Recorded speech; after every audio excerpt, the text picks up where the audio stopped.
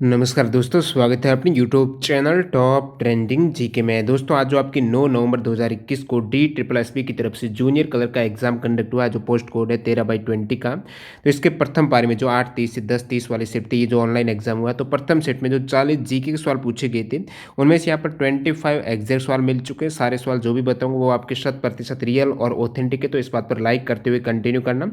इसकी PDF file आपको हमारे टेलीग्राम चैनल पर मिलने वाली है। जिन भी कैंडिडेट ने ज्वाइन नहीं किया है तो डिस्क्रिप्शन बॉक्स में टेलीग्राम चैनल की लिंक है, जहां पर आपका जो भी एग्जाम होता है उसके सवाल भी आप सेंड कर सकते हो। जैसा कि इस सेट के सवाल हैं जो स्टूडेंट ने सेंड किए, उन सभी का बहुत बहुत धन्यवाद। और बाकी यदि आप इंपॉर्टेंट जीके की PDF फाइल डाउनलोड करना चाहते हो तो हमारी वेबसाइट आप विजिट कर सकते हो। तो ये सभी इंपॉर्टेंट सवाल हैं, इसकी PDF आपको टेलीग्राम पर मिलने वाली है। सवाल कंटिन्यू करें उससे पहले मैं आपको बता दूं, आप किसी भी कॉम्पिटिटिव एग्जाम्स की तैयारी करते हो, अपनी तैयारी को परखने के लिए टाइम मैनेजमेंट हो गया, इन सभी के लिए स्मार्ट वर्क के तौर पर आपको मॉक टेस्ट लगाना बहुत ज़्यादा जरूरी है। मॉक टेस्ट के लिए टेस्ट बुक इसलिए बेहतरीन प्लेटफॉर्म है क्योंकि यहाँ पर एक तो आप अनलिमिटेड मॉक टेस्ट लगा सकते हो, सेकंड सभी एग्जाम्स के मॉक टेस्ट आपको 400+ एग्जाम्स के मॉक टेस्ट एक ही पास के अंतर्गत अवेलेबल हो रहे हैं। किसी भी एग्जाम की तैयारी करते हो, एसएससी, रेलवे, बैंकिंग, डिफेंस या फिर कोई भी other state level government exam से एक ही पास में ये मॉक टेस्ट अटेम्प्ट कर सकते हो। अभी आपके लिए बेहतरीन ऑफर ये है, यदि आप यहाँ पर TTG के कूपन कोड यूज करते हो तो आपको एक्स्ट्रा 30 रुपये का और डिस्काउंट मिलने वाला है। तो इस बेहतरीन अपॉर्चुनिटी को ग्रैब करने के लिए लिंक आपको डिस्क्रिप्शन बॉक्स में मिल जाएगी, जहां से आपकी मॉक टेस्ट लगाने से 50% तैयारी तो ऐसे ही कंप्लीट हो जाती है प्रैक्टिस से ही। तो ज़्यादा जानकारी के लिए डिस्क्रिप्शन बॉक्स में लिंक है, एग्जाम के सेम पैटर्न पर आधारित मॉक टेस्ट आप यहाँ पर अटेम्प्ट कर सकते हो। तो चलिए कंटिन्यू कर लेते हैं। जो आज आपके जीके के सवाल पूछे गए हैं, देख लेते हैं इनका क्या एग्जैक्ट आंसर है। देखते हैं पहला सवाल, कार देखो गाड़ी टीवी कैंपेन है। कार देखो जो वेबसाइट है जहाँ पर कार है, मोटरसाइकिल है, इनके बारे में डिटेल रहती है। तो कार देखो गाड़ी टीवी कैंपेन के नवंबर 2020 में ब्रांड एम्बेसडर कौन बने हैं? तो ये नवंबर 2020 का करंट अफेयर से सवाल है। तो ये इनका कैंपेन है, कार देखो का गाड़ी टीवी कैंपेन। इनके ब्रांड एम्बेसडर बनाया गया है अक्षय कुमार को। नेक्स्ट सवाल है, कर्मा नृत्य किस राज्य से संबंधित है? कर्मा नृत्य की बात करते हैं मध्य प्रदेश का है, साथ ही साथ यहाँ पर झारखंड में भी ये नृत्य किया जाता है।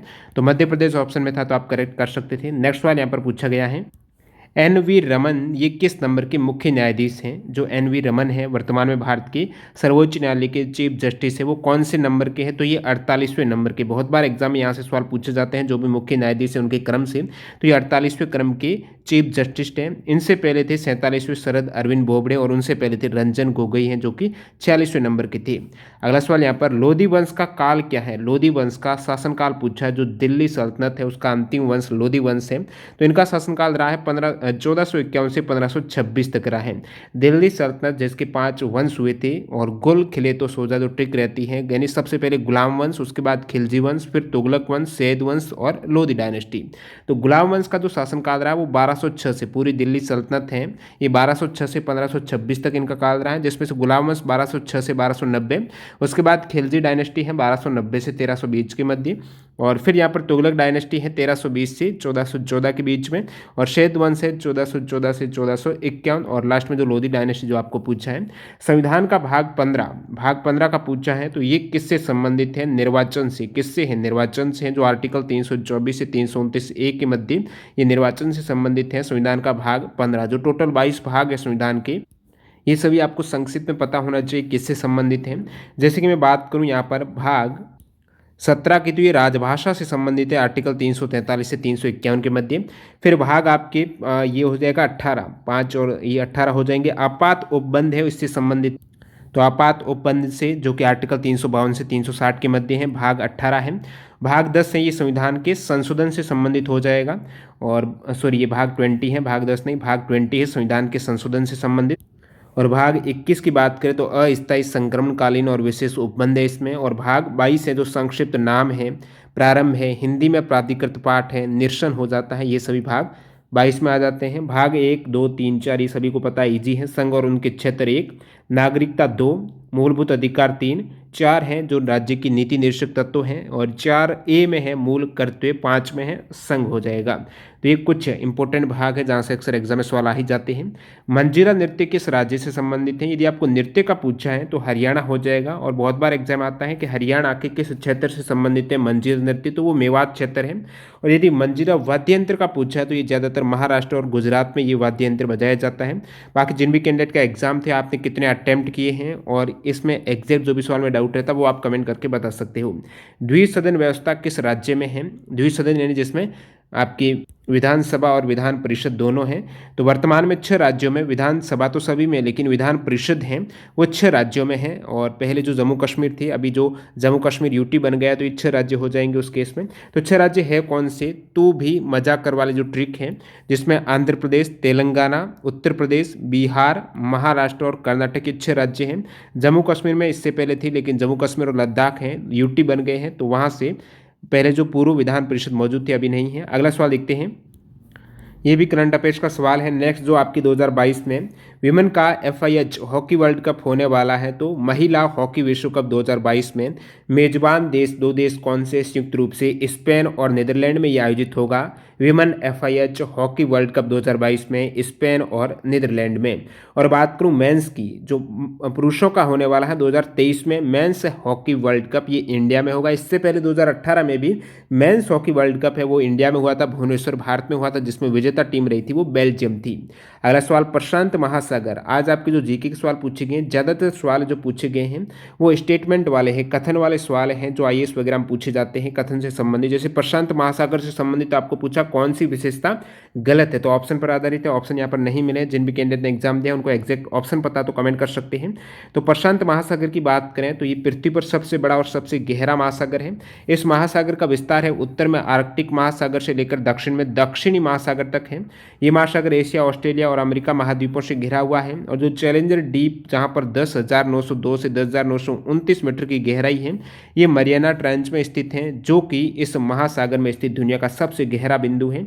और ऑप्शन में आपको जो प्रशांत महासागर है इससे संबंधित जो पैसिफिक ओशियन है उसमें दे रखा था कि एस आकार का होता है ये। तो एस अक्षर का आकार बनाने वाला जो महासागर है वो दोस्तों अटलांटिक महासागर है, न कि प्रशांत महासागर है। अगला सवाल, खिलाड़ी और संबंधित खेल से आपको सही कथन मैच करना था।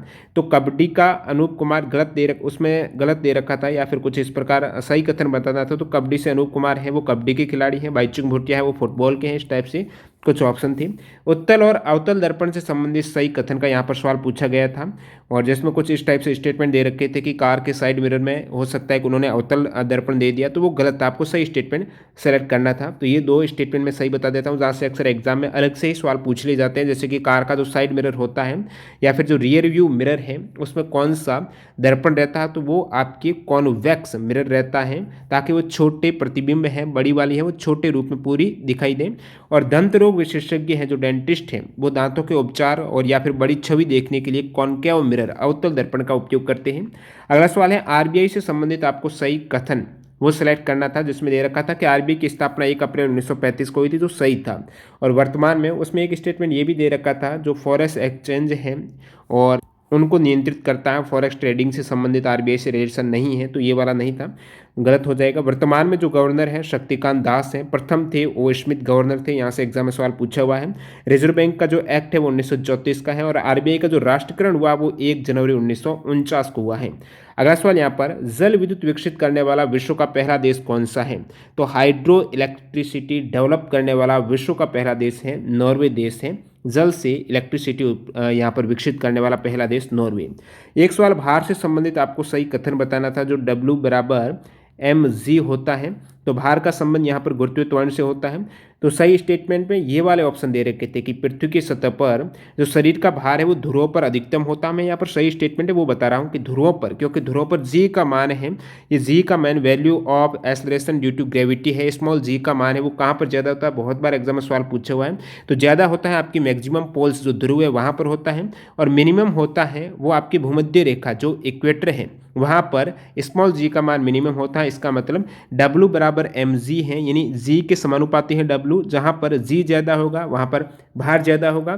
तो यहाँ से आप कह सकते हो भार है वो ध्रुव पर अधिकतम और भूमध्य रेखा पर न्यूनतम होता है। ये स्टेटमेंट आपको सही करना था। आर्टिकल 17 से संबंधित सवाल था कि अस्पृश्यता का अंत किस अनुच्छेद में, तो आर्टिकल 17 में है। 14 में क्या, विधि के समक्ष समानता है, अनुच्छेद 14 में। 18 बहुत बार उपाध्याय जो टाइटल है उपाधियों का अंत है वो आर्टिकल 18। लोक नियोजन के विषय में अवसर की सभी को समानता मिलेगी, नौकरियों में सभी को अवसर मिलने वाले हैं समान रूप से, तो ये आर्टिकल 16 में है। आर्टिकल 15 बताता है धर्म, मूलवंश, जाति, लिंग या जन्म स्थान के आधार पर विभेद है, उसका प्रतिषेध। अगला सवाल लिखते हैं, 1951 में कौन सा संविधान संशोधन हुआ था। इजी सवाल पूछे गए हैं आपके यहाँ पर। पॉलिटी से, तो प्रथम संविधान संशोधन है वो 1951 में ही हुआ था, जिसमें आपकी 9वीं अनुसूची ऐड हुई थी। भूमि सुधार और न्यायिक समीक्षा से जुड़े अन्य कानून है वो उसको 9वीं अनुसूची में स्थान दिया गया था। अगला सवाल देखते हैं यहाँ पर, प्राचीन काल में ताड़पत्र और भोजपत्र मुख्यतः किस लिपि में लिखे गए थे? तो जो भोजपत्र और ताड़पत्र हैं वो पांडु स्क्रिप्ट में, पांडु लिपि में थे। किस लिपि में? पांडु स्क्रिप्ट में। उत्तराखंड से संबंधित नृत्य कौन सा है? जिसमें आपकी चंफुली दे रखा था, तो चंफुली डांस है वो उत्तराखंड का है। साथ ही साथ भोटिया है, छोलिया है, ये उत्तराखंड के नृत्य हैं। प्रथम भारत रत्न किससे दिया गया था? प्रथम भारत रत्न है वो 1954 में दिया गया था, और ये 3 व्यक्तियों को, सी राजगोपालचारी, सर्वपल्ली राधाकृष्ण, सीवी रमन आपके ऑप्शन दे रखा था, करेक्ट करना था। एग्जाम में पूछ ले प्रथम विदेशी जिन्हें भारत रत्न मिला है, तो फ्रंटियर गांधी, खान अब्दुल गफ्फार खान को प्रथम विदेशी हैं जिन्हें भारत रत्न दिया गया था। 2019 में जो लास्ट में, अब की बार 2019 में प्रीवियस जो भारत रत्न दिया गया है वो 3 भूपेन हजारिका, प्रणब मुखर्जी और नानाजी देशमुख को मिला है। विक्टोरिया जलप्रपात किन देशों के बीच में है? विक्टोरिया जलप्रपात पूछा है, तो जाम्बिया और जिम्बाब्वे के मध्य है। विक्टोरिया जो वाटरफॉल है उत्तर में जाम्बिया और दक्षिण में जिम्बाब्वे के बीच की सीमा पर है, जो कि जाम्बेजी नदी के बीच में स्थित है। अगला सवाल, हरियाणा हरिकेन बहुत बार एग्जाम में पूछा हुआ है। हरियाणा हरिकेन है, क्रिकेटर कपिल देव को हरियाणा हरिकेन के नाम से जाना जाता है। कुछ सवाल हैं जो स्पष्ट रूप से नहीं मिले हैं, तो सवाल इस टाइप से, effect of direct test population, जनसंख्या पर जो प्रत्यक्ष कर है उसका क्या प्रभाव रहता है, वो डायरेक्ट रूप से, इनडायरेक्ट रूप से, इस प्रकार एग्जैक्ट क्या सवाल या फिर ऑप्शन था, कमेंट करके बता सकते हो जिन भी कैंडिडेट ने एग्जाम दिया है। एक सवाल था, देश में और देश से बाहर व्यापार किस बाजार का हिस्सा है? तो बाजार ओपन मार्केट दे रखा था, मिक्स्ड मार्केट इस प्रकार से ऑप्शन थे, वो भी एग्जैक्ट नहीं मिला है। एक था toy city, which city is known as, toy city की बात करें तो कर्नाटक की एक सिटी है, चन्नापटना उसका नाम है, जो कि कर्नाटक के रामनगर जिले में एक शहर और तालुक मुख्यालय है, तो ये चन्नापटना हो जाएगा। तो ये आज आप DSSB जूनियर क्लर्क का जो 9 नवंबर को एग्जाम हुआ, तो प्रथम पारी में पूछे गए 24 जीके के सवाल बताए हैं। बाकी जिन भी कैंडिडेट ने नेक्स्ट शिफ्ट का एग्जाम दिया है कमेंट करके बता सकते हो उनके सेट में कौन से जीके के सवाल पूछे गए, या फिर मेरे को टेलीग्राम पर सेंड कर सकते हो। टेलीग्राम चैनल जुड़ने पर आपको लिंक मिल जाती है सवाल सेंड करने की। और जिन भी कैंडिडेट ने चैनल को सब्सक्राइब नहीं किया, सब्सक्राइब करके बेल आइकन हिट कर देना। मिलते हैं नए वीडियो के साथ। वंदे मातरम, जय हिंद दोस्तों।